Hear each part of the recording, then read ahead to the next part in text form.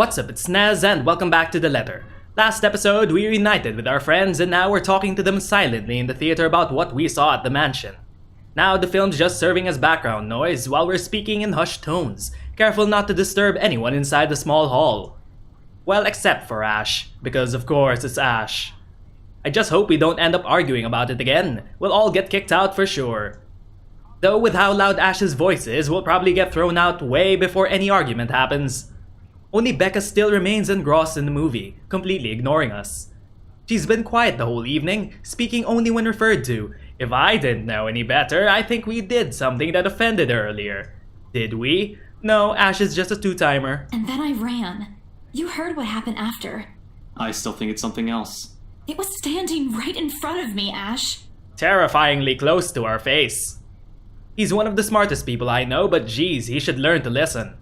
Plus, didn't he say he doesn't believe in these things? Why is he in this conversation again? I heard what you said, but it's a small room. There are a lot of things someone else could have done there without your knowledge. If I could see it up close, maybe I can... I am not going back there. Yep, we're never going back there ever again, but because it is a horror game, we are. Ain't that a problem if you're hosting an open house? Exactly, right, Zach? Rose does the first floor tour. I ain't sure ghosts can be restricted to one room, Bella. There are no ghosts, Zach. Stop putting useless ideas in her head. Zach would be great at cinema sins. Yeah, but I was thinking, maybe all the house needs is a blessing. Wasn't it left uninhabited for years? Oh, the house did change hands over the years, from one distant relative of the Ermengardes to another. None of them bothered to live in it though, and it remained that way until its current owners decided to sell it. Why didn't I think of that? Yes! The realtor that's trying to sell the haunted house didn't think of blessing it first. I didn't peg you as the religious type, Zach. Nothing like that, Ash. Who knows, though? It might bring something positive to the place. That's not a bad idea. I just don't know where I could find someone. An exorcist. We need to find an exorcist. You're not seriously considering a suggestion, are you? Oh god, we're gonna do it ourselves, are we? Do you have a better idea? I know where. I could contact him for you if you want. That's convenient. You do that? Or we can find you a psychologist instead. Sounds good too. There are very few times in my life when I wish my glowers can kill. This is one of those. Ash, that is not a very appropriate thing to say right now. No, wait, that's not what I meant. Ethnographer. I meant ethnographer. This guy's a psychologist too, of course, if you... Ashton, if you don't stop... Yeah, we're gonna get kicked out of the theater. Rebecca knows the guy I'm talking about too. She can vouch for him. Becca tears her eyes away from the screen at the mention of her name. Huh? What? Oh, are you talking about Professor Andrew? He used to work with my parents at the university. Can you guys keep it down? Sorry, but since Scaredy Cat here mentioned curses, not that I'm saying this is one because that's nigh improbable, you'd probably benefit more from someone like Andrew. The stuff you're saying is still really hard to believe. But talking to him is a better solution for me than getting a random priest to bless an old house. He'll even help you figure things out, teach you a couple things. We're not crazy, by the way. We just need a psychologist so that we could, yeah, forget about everything we fucking saw. At best, he'll let you see things from a different perspective, and probably put your fears to rest, since this looks to be bothering you a lot. However, what Zach has also suggested is something I'm more familiar with. Granted, they don't believe me, and they're only giving me these suggestions to put my mind at ease, but it's better than being ignored or being laughed at. I can take comfort in knowing they're willing to hear me out. So, what do you think? We get a psychologist and an exorcist. It's your call. We'll go with whatever you want. Oh, there's only one choice. I don't know. Meet with the priest. Meet with the professor. Let's call the priest. I'll think about it. But maybe we could go with Zach's idea? I'm not so sure about that. Well, it wouldn't hurt to try, right? If it doesn't work, it doesn't work. At least we did something than just stand around. The story's already getting super cliche. Might as well make it even more with the priest going into the haunted house. He'll probably die. I'll let you know when he's available, Bella. Thanks, Zach. I knew I could count on you. Thank you, Zachary. Guys, I said keep it down. You keep insisting that we still watch it, yet you're not even paying attention yourselves. Mom is getting pissed. It ain't a big deal, Rebecca. I'm the one who broached the subject in the first place. It's still your film, Zachary. A good film, mind you. You worked hard on this. The least we could do is watch it with you. And that's what y'all doing. I really appreciate all of you making time for this. Aw, Zach. Zach, give me a hug. Sorry, Becca. We'll stop now. I throw her an apologetic look, even if Ash is the only one she should be reprimanding, but her attention is already back on the screen. She's ignoring us again. When Becca's acting the way she is right now, there's a big chance something's nagging her. We really need to talk. We all fall into a comfortable silence after, the kind you only share with people you're most at ease with. For the first time today, the letter lays forgotten in my bag, if only for a few hours. Night has fallen by the time we exit the movie house. Despite the late hour, the streets are still bustling full of people. Those about to head home, those set to meet someone, even those simply wandering about. Walking in this sea of unfamiliar souls, it strikes me how easy it is to get lost in a city as nondescript as Luxborn. I was afraid too, at one point back when I was new and had just set foot in this place. Now with familiar faces walking with me, it feels a little like home. Zach and Ash bid us goodbye shortly before Beck and I crossed to the other side of the street. The former claiming he's got a few freelance jobs to take care of before the day ends, and Ash? Who knows, he never tells. Sometimes he'll just randomly appear at your doorstep looking for a place to crash. He does that to Zach a lot, much to his friend's frustration. We know exactly what those two do. Although he's a busy guy too in spite of the laid-back air he gives off. Thanks for today, everyone! No problem, Zach. I'm sorry for what happened earlier. Oh no, you followed us home, you creepy fuck. Huh? Oh god.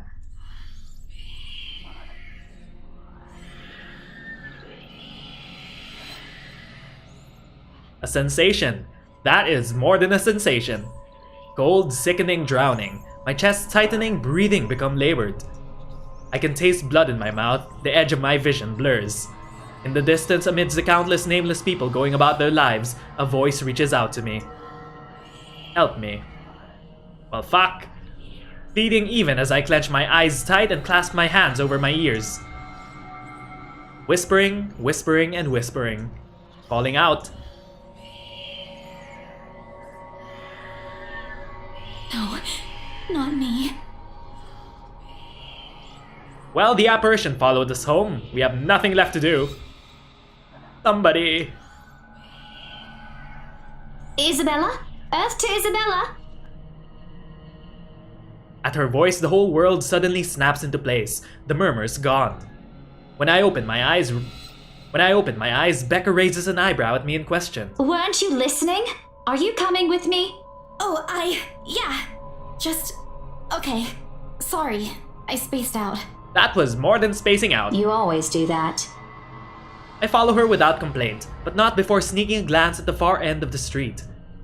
Where the voice came from, where another set of eyes might be peering at me. Nothing. There's only Zach and Ash watching over us as we head back to where Becca parked our ride home. If I'm expecting to see something or someone there, I try not to let it show. Try not to think of the tiny pinpricks of fear crawling at the pit of my stomach. See you guys some other time. Yeah, see ya! Another glance, and with a final wave, we go off on our own ways. I don't know what I saw. I don't know what I heard. I don't want to know. And if this is what will give me sleep tonight, what will give back that normalcy, then so be it. Oh, we're never gonna have a normal life ever again. Holy shit, what the fuck's happening? The darkness closes around me, grasping, pulling, engulfing me. The ground caves in, and without warning, I'm falling. My eyes snap open. We're in our room. A bit messy. For an instant, it doesn't immediately register where I am. Both my back and shoulders are aching from me having fallen asleep all hunched up the night before. Drenched in sweat, the nest of pillows I often keep around me feels more suffocating than comforting. I let my eyes adjust to the bright morning light streaming through my window and allow my breathing to slow down before untangling myself from the pile. I haven't had a single dream since coming to Luxborn, or at least none I can recall having. It's a shame because they used to be so vivid. Not the crazy vivid, but the pleasant kind I'll tell my siblings about. Maybe it's just the stress of living alone. The knowledge that I'll always wake up in an empty apartment with no one to tell stories to. What time is it? Habit forces me to look over at the clock, even with the soreness weighing heavily on my shoulders and the compulsion to never leave my bed for the day. In a heartbeat, I'm up. Oh man, of all times to oversleep. Towel? Towel? Where's my towel? Is she naked? Admittedly, it's the weekend, and as an unspoken rule, that entitles me to extra hours of sleep. But if Rose didn't kill me yesterday, she sure as hell will now. And right after what happened? Oh lord, 1 box of donuts as peace offering won't be enough the second time around. Grabbing my towel, I'm already a few short steps away from the bathroom when a muffled ringing breaks out of my bag. There's a moment of indecision at first, my mind conflicted whether I should just ignore or answer it. What if it's Rose? Or worse, our boss? Aw, sheesh. In the end, the rational part of my brain wins out. The letter from yesterday peeks out when I pull the device out. Just the sight of it is enough to put me in a foul mood, and it takes every force of will for me to ignore it in favor of answering the call. The caller ID reads Mama. Huh? What? It's around 4:45 p.m. in the Philippines right now. That's an unusual time for them to call. Usually it's around noontime here and I'm the one calling, not the other way around. Better for them to use that money on something else than an international call. I don't think it's your mom, Isabella. It might be some creepy force of nature. Regardless, in the most cheerful tone I can gather. Hello? Hello? Grace? How are you? Oh, it's not a ghost. Mama! I'm doing okay. How are you guys over there? That is the most crisp English-speaking VO for a Filipino mom you would ever hear in a game. We're good, we're good. EJ won a storytelling contest at school the other week. Brought home a medal. I thought you should know. With absolutely no Filipino accent whatsoever. I think this is the only VO they got wrong. There's a tired lilt in her voice as she speaks, and it's been there since Papa had to leave his job. I wish there's something I can do for her. But from miles away like this, the least I'm able to do is not make her worry. If only my older brother would actually lend her a hand, but Lord knows if that'll ever happen. Odds are, Kuya Jordan's already out drinking right now. Again. I can't count on my older sister either, knowing she has a family of her own, and well...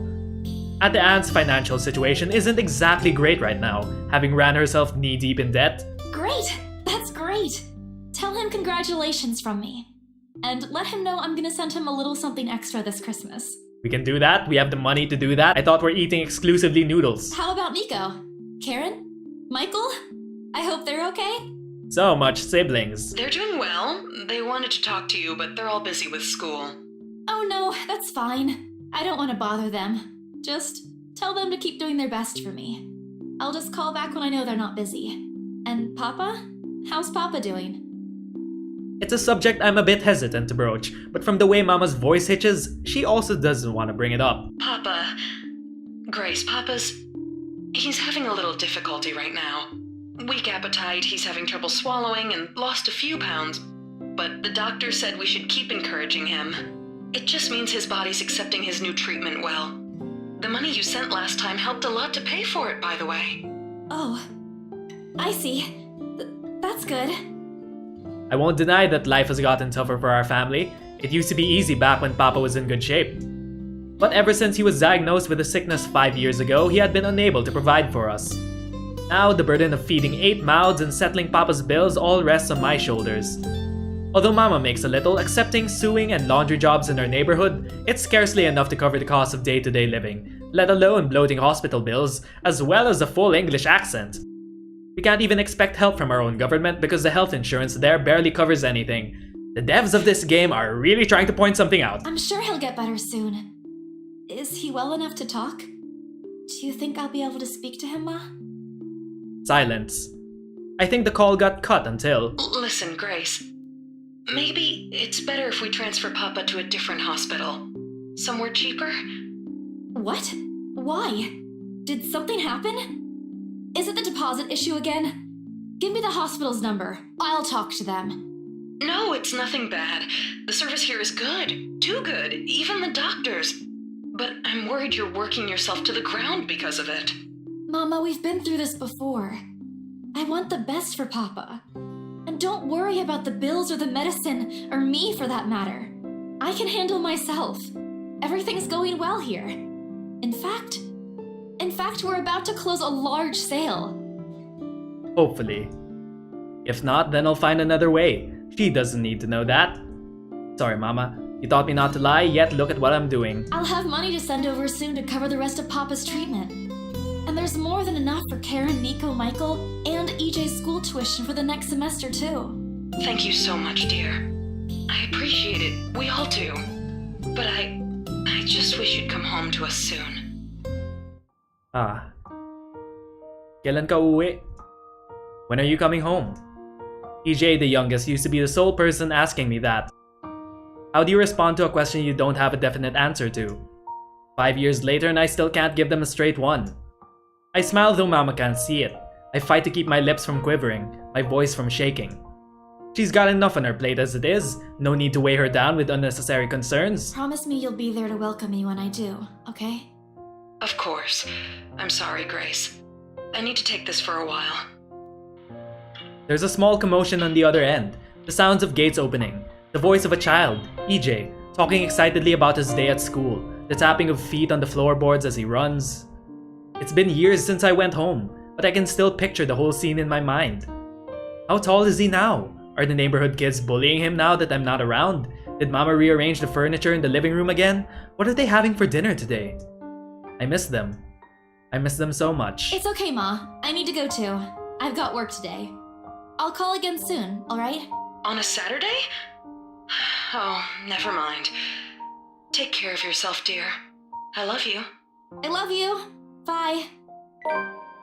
It ends with a soft click, leaving half-truths and empty promises hanging in the air. Now we have a reason to care about Isabella. Closing my eyes for a moment, I take a deep breath and shake away from my head the thoughts beginning to swim inside. It's pointless to mull over these things right now. Okay, Isabella. Time to get that mansion sold. Unfortunately, before I can take a single step away from my phone, it rings again.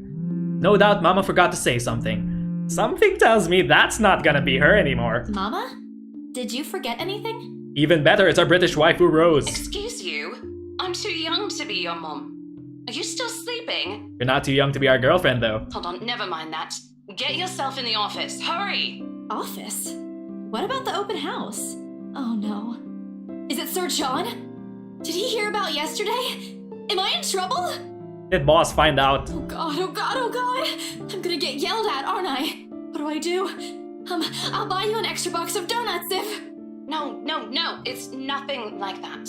Will you calm down? Get yourself here, alright? I'll tell you everything then. There's a telltale din of several feet shuffling against the wooden flooring, and an indistinct yelling in the background before Rose cuts the connection. That isn't in any way comforting, but it's enough reason for me to hastily discard my phone to my bed and finish my shower in record time. Aw, no shower scene? Really? Really, game? I make it to the office within 20 minutes of leaving my apartment completely disheveled and out of breath. A feat if I take into account my usual travel time. Routine clamor common to Bry Realty Corporation's Luxbourne office greets me as soon as my foot crosses the threshold. Papers rustling, telephones ringing at sporadic intervals, agents talking at varying volumes, staff moving about, and... Where the hell is C? Where are my employees? What the actual fuck, guys? Of all the times to disappear without notice. Bring me more pictures of Spider-Man, Parker! My boss's words turn muffled as someone else closes the door to his office, likely the work of our HR manager. Throughout the past weeks, he's been in a bad mood over a few employees who failed to report to work. I hear they're still trying to get hold of them, but to no avail. The result is half their workload has been shifted to all available staff, so as to not lose clients. Not that I mind the extra work, if anything, it means I'll have more to send to my family back home. Although the rumors of a branch closure circulating because of this is indeed a bit worrisome. My bag barely touches the top of the table when Rose pulls me aside. Here, I need you to help me with these papers. If you could also get these signed and photocopied before lunch today, that would be great. One after another, she thrusts a bunch of paperwork into my hand without explanation. A page flutters away from the top of the pile, and I lean down to pick it up, my eyes scanning the top of the page as I straighten. A purchase and sale agreement. Rose simply gestures her thumb towards our visitor lounge when I tilt my head and question. There, seated on the sofa and looking completely out of place in our humbly decorated room, is the same couple from the day before. The Wrights. Something bubbles up in my throat. Their presence in the office can only mean one thing. We sold the mansion! Haha! Money! They're buying it? We got a deal? She swats at my hand, tugging her sleeve, although her eyes are alight with something akin to joy. She wants this sale to happen as much as I do, and now that it's here... The deal needs to be closed, yet documents need to be signed still, but the elation is there, along with a foreboding feeling I can't quite pinpoint. I had to do a little damage control, but they're already interested in acquiring the property, even before they attended the open house. I mean, isn't it obvious? They already hired an interior designer. I've never seen a buyer as aggressive as Madame Wright.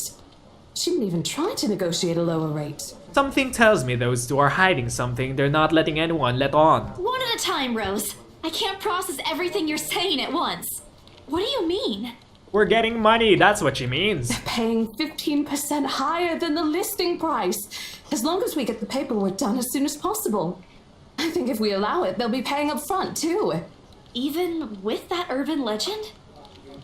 Rose nods. Oh, I was so sure we lost the sale after yesterday. Don't look so surprised. We still have to conduct some last few checks before we completely hand it over to them. Please. I'll happily do the paperwork duty, Rose. I'll even go to the land registry myself and make sure the property changes hands with every single legal blessing. As long as we never step foot in that damn mansion ever again. Don't they have better things to spend money on? I'd haggle it down to the lowest possible price if I were in their place, especially with stories attached to it. Not that my opinion matters one bit here. We're just their agents who are going to receive the hefty commission after all, nothing more. Rose gives me a pat on the shoulder, signaling she's heading back to them, and an unspoken instruction for me to follow after I'm done. It doesn't take me long to finish what work she left me. In fact, having the boss sign the agreement is the easiest, since it has put him in a better mood, much to the entire office's relief. Ma'am Hannah calls me over the moment she notices my presence at the lounge door.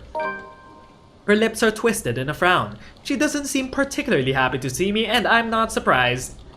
Who wouldn't be? I almost created a scene. You created more than a scene, Isabella. Mr. Wright, however... Why, if it isn't the little Lily? I trust you're feeling well now. It's Isabella, sir, not Lily. I appreciate your concern. I'm feeling better now. Still sexual harassment. I really don't understand why they can't get my name right. It's a fairly common name. It shouldn't be too hard to remember. Regardless, I hand him a copy of the agreement. I believe I can take that. Thank you very much. With how elegantly she plucks the paper off my hands, it's easy to think that there isn't a trace of irritation in her. But it is there, radiating in her stiff stance, in the way she's standing at a fair distance from her husband, and how the two look to be ignoring each other. Seeing this scene, it soon becomes clear to me that I'm not the one who put her in a bad mood. Did they fight? Most probably. I've seen it happen a dozen times with my previous clients. It's a shame, especially with their new mansion. I never did like it when my own mom and papa fight. I hope they'll make up soon. Apparently satisfied with what she's seen, Ma'am Hannah claps her hands together before extending it to us for a shake. Rose and I release the breath we have been holding, both of us more happy to return the gesture. That settles it then? Are you really sure about this property, ma'am? Why are you butting in? We finally have the money. We could easily find you a bigger one among our current listings. Something with a modern touch? Something not haunted, perhaps? Rose shoots me a warning glance that clearly says, "Don't make a scene, we're almost there." Of course, why wouldn't I be? The house is absolutely perfect, isn't it, darling? For whatever nefarious reasons you two could be plotting. A helipad would still be a nice addition. Yes, well, we'll get there eventually, love. As I was saying, if your partner had the documents yesterday, we would have bought it right there immediately. Shame she didn't have it. Well, there's still a few necessary documents we need you to sign after, but we'll let you know once we have those finalized. We'll be handling the process for the rest, so don't worry about it, ma'am. Within a week, I hope. We still have a housewarming party to plan after all. You know how much thought we put into those things. There are servants for that, darling. Love, servants or not, you're going to make people listen to your input nonetheless. No more than a week, ma'am. Barring unexpected delay, of course. You can leave it to us. Excellent. Well then, I'll leave you two to it. It's been a pleasure doing business with you. Oh, and before we forget... She discreetly folds something into both of her hands and winks, a finger raised to her lips demanding our silence. What happened the day before was quite unfortunate. But you did get us what we wanted in the end. That, at the very least, is commendable. Ooh, some under-the-table money. This is... Ma'am, I can't accept this. I would entirely accept it. Don't you worry, darling. It's a small thing coming from us. Consider this your bonus for a job well done. She smiles sweetly like this is simply the most normal thing to do in the world. Oh, before I forget, my lovely interior designer would appreciate it if you hand her a copy of the floor plan as soon as possible. She's dying to work on the house. Of course, she'll be dying soon enough. You can do that, yes? Here's her contact. Certainly, ma'am. We'll have it processed as soon as possible. I knew I could count on you, lovelies. I hope to see you too soon so we can get this closed. Just like that, transaction over and done with. My mind's still reeling even after they've left. Other agents will kill to have clients like them. A part of me feels lucky about the fact, no lengthy negotiations, no sudden change of minds, just stock, signatures, and a few handshakes here and there, and we're done. The other part? A second ago, we sold a haunted property to 2 innocent clients. I don't think they're so innocent. Sure, the commission is big. Big enough to continue funding Papa's treatment and hospitalization. Big enough to pay for all 4 of my younger siblings' schooling.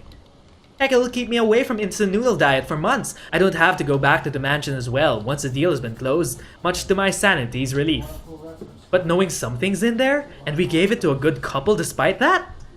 Oh, Isabella, the things you do to sell a house and get money, Papa won't be happy with that. At least I have good news to tell them the next time I call home. The little lie I told Mama this morning isn't a lie anymore. Well, there's something. So how does it feel? How does what feel? Your first big multi-million-pound sale, silly. I know you've been with us for years, but this has got to be memorable for you. Memorable is an understatement, Rose. Come on, show some enthusiasm. They gave us a bonus, too. Aside from the commission and the other bonus boss promised. What are you going to do with it? I don't know. Send it home, probably? All of it? Not everything, of course. Most of it. I'll leave some for my living expenses. Listen here, Isabella. I'll teach you something I should have told you before we ended your training. A private lesson?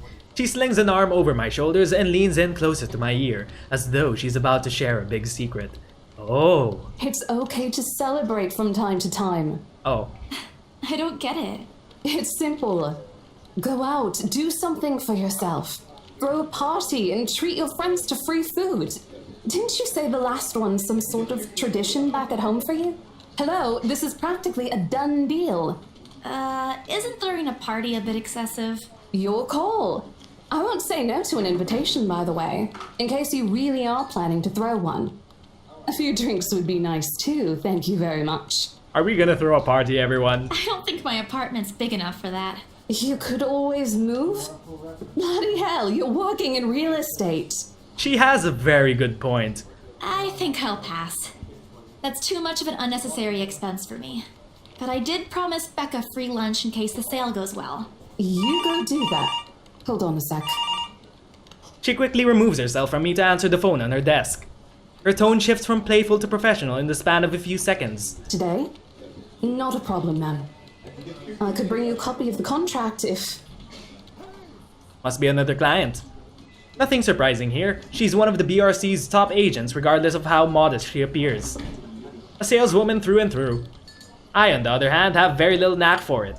Of course, I learned, eventually. I had to. But someone else will, without a doubt, do a better job. Once though, in a drunken stupor, Rose told me a story of what could have been. Years ago, wide-eyed, young, and brimming with yet-to-be-fulfilled dreams and ambitions, she was a term or two away from a nursing degree. Out of courtesy, I never pressed on the matter further. But perhaps it is where the sense of fondness started. A small connection due to one similar experience in our respective lives. Of goals we both let us pass by because of the circumstances we're in. I'd be happy to discuss this over tea, ma'am. All right, I'll be there. Thank you. New client? Reassigned. Have you heard from Mark at all? Not since the first visit to the mansion. Why? No news from the HR yet? None at all. Boss thinks he ran away. I doubt it, though. He's too much of a wimp for that. There must be another reason. Who knows? Anyway, I've got to meet this one. I'll see you later. She throws a casual wave over her shoulder as she rushes out the office. The lunchtime bell sounds shortly after, followed by the chatter of fellow agents also heading out for a much-needed break. Ordinarily, there's no need for me to go out. But oversleeping didn't allow me the luxury of packing my own lunch today, if one can consider taking an instant noodle cup from the pantry, packing your lunch. Time to make good on the promise I made to Becca, I suppose. Maybe invite Zach and Ash too. And that was today's episode of The Letter, everyone. We progressed even further and we finally sold the mansion. Next episode, we'll be having lunch with all our friends and hopefully decide what we want to do with the rest of our lives now that the mansion is gone. Out of reach, out of mind. But for now, once again, my name is Nez and thanks for watching. Bye, everyone.